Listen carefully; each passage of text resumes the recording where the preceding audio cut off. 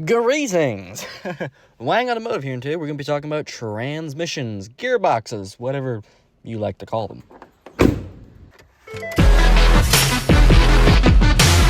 So, this video we're going to be talking about great cars, well, great-ish cars, ruined by bad-ish transmissions.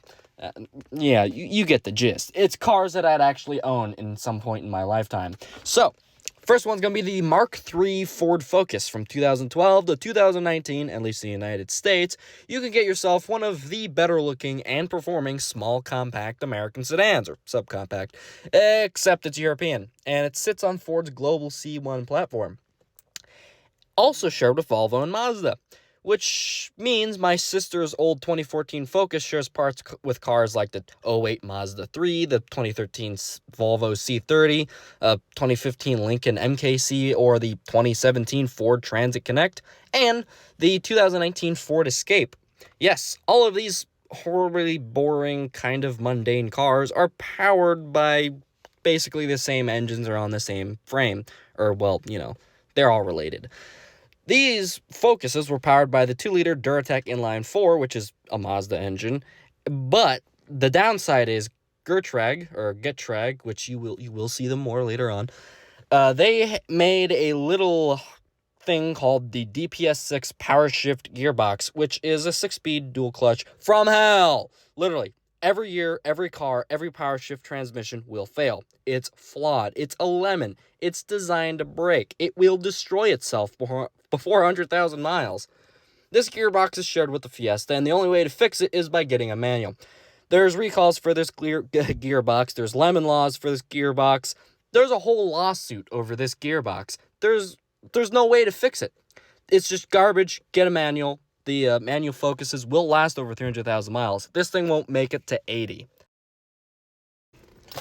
I don't know if the next one will get me some hate, but GMT 800s, 400s, and 900s, and basically anything with a 4L Slippy.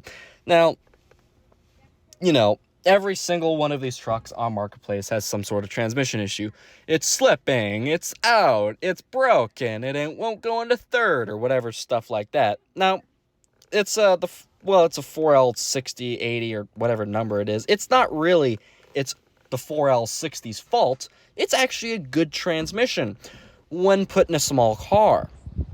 And, well, poor maintenance. You can always chalk a Chevy truck with a box of neutrals, put it up to poor maintenance.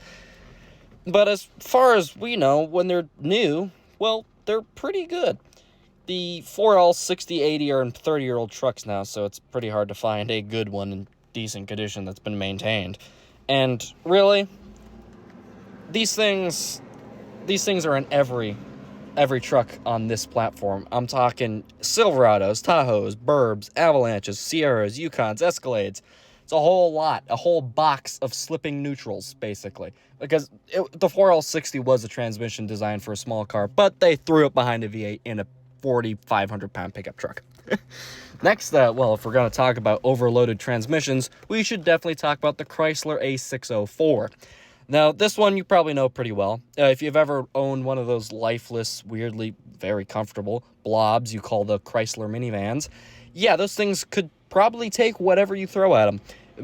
But, except the transmission. I mean, these little, like that weird red or shade of green, they're cockroaches. They keep on coming back when you fix the transmission. Because the little 4-speed auto slush box is actually probably coined the term slush box.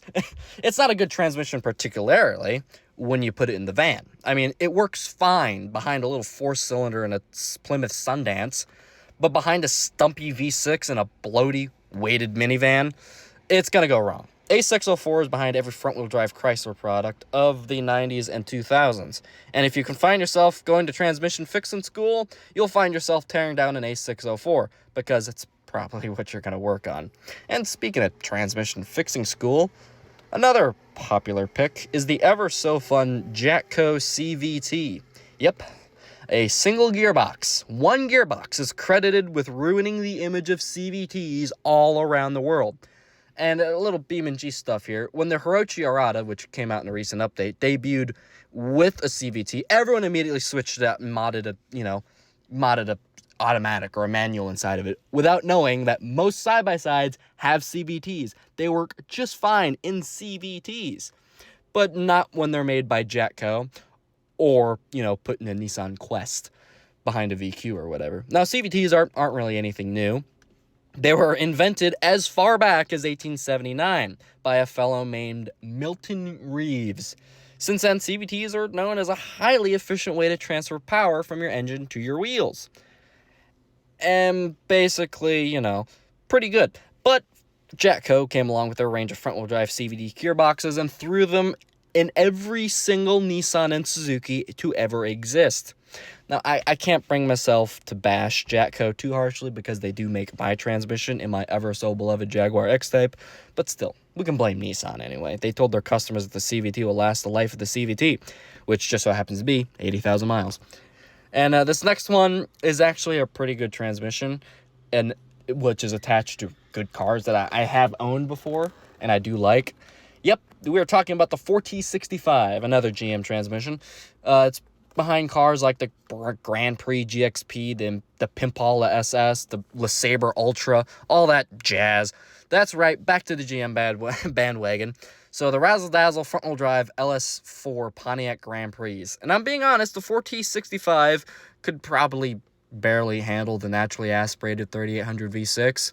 Why on earth they'd bolt a supercharger to it and then drop an LS4 V8 in that chassis is beyond me. The torque from these engines will shatter the 4T65 like glass, because it barely handled the V6. And before you ring me up and say, hey, Wang Automotive, the GXP and the Pimpala SS has a 4T65E HD, not the normal 4T65E in a base model Grand Prix. Shush! Wikipedia will tell you that it's a heavy-duty It's not heavy-duty. They're the same. The only difference in the HD is it has a better gear ratio and a diff cover. All the internals are the same, which is why you keep shattering like glitter into every time you pop a gas in a Grand Prix.